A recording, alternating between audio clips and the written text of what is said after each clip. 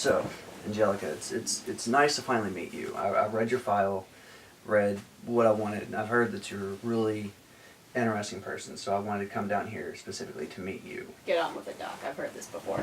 All right, all right. Reading through your file, I've noticed a few things that are kind of don't really seem right with me. This is kind of seems a bit weird. I want to know why you think you're here. I'm here because everybody thinks I'm crazy. Like, go into more detail. The doctors think I'm crazy. My parents think I'm crazy. Everybody seems to think that I'm crazy. Well, why would you? I'm just trying to get to know the real you. Why would you think that or why would your parents think that you're crazy? They think that I've imagined my family. They think I imagined my cousin and my cousin's friends. I noticed that you do have a friend that comes by and sees you, Susie Carmichael. I know that she drops by and sees you every once in a while. Oh, you see her too? Yes, I see her too. Would you happen to remember a day where you went to your cousin's house or went to your aunt and uncle's house and your aunt and uncle was a little upset, distraught? They're always a little upset. So you're going to have to be a little bit more specific. Well, I know your Uncle Stu, he's a toy maker for the Reptar corporations, and he tries to make toys for children, and he wanted to have a little boy of his own, which you would call your baby cousin. Yeah, Tommy. Was there ever a day where you went over and they were just more upset than usual? I remember when Tommy was born. Mom and Dad took me over there so that we could see them. They weren't very happy. I'm not sure why. I was too busy playing with Tommy. He didn't do very much at the time. Being a newborn, I would understand that. What about Mr. Finster and all them?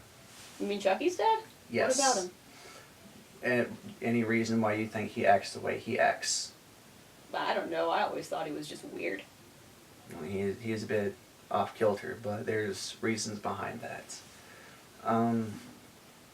And the DeVilles, do you happen to know them by chance? Yeah, it's Phil and Lil's parents. Fair enough. Why do you think that they don't really have much baby supplies? Well, Phil and Lil aren't babies anymore, so... Well, when you first met them. I didn't go to their house. Phil and Lil always came over to our house, to Aunt Dee Dee's house. Alright. And as I'm aware that you probably hung out with them through school and up until you hit about the age of 13, which is when you got put here. Yeah, I remember. And being 10 years last month would have been a lot on you, I would assume. I didn't think much about it. Well, I know that Chucky and his dad happened to give you Cynthia on your birthday. And he was about 2 at the time when they got it for you, give or take. I don't remember. All you know is that you just carry around Cynthia with you now. Yeah, she's still here somewhere. That's good. Reasoning is the medication I've read in your file is that it's trying to help you get out in the world, so that way we can try and make sure you are mentally stable to be out in the world, so we can get you out of this home per se.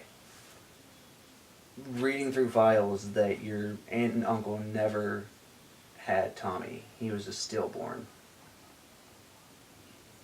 But I spent my childhood with him. We grew up together. Us and Chucky and Phil and Lil and Kimmy and Dill when he came too. You see, Dill was a shot in the dark and died due to complications. Your schizophrenia put an override on your body and put more stress on your body along with your family.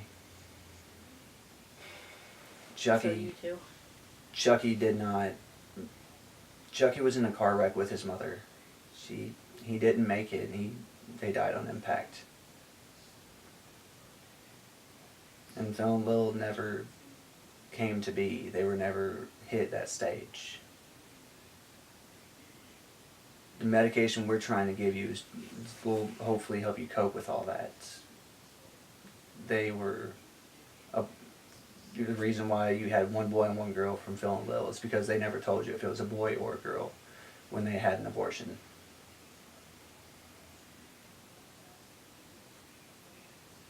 All right, we're done here.